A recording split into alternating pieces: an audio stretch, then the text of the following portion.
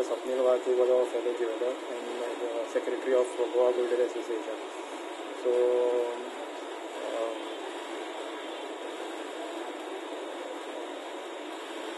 I hope the police nab the culprits very soon, and we are hopeful that they will do it.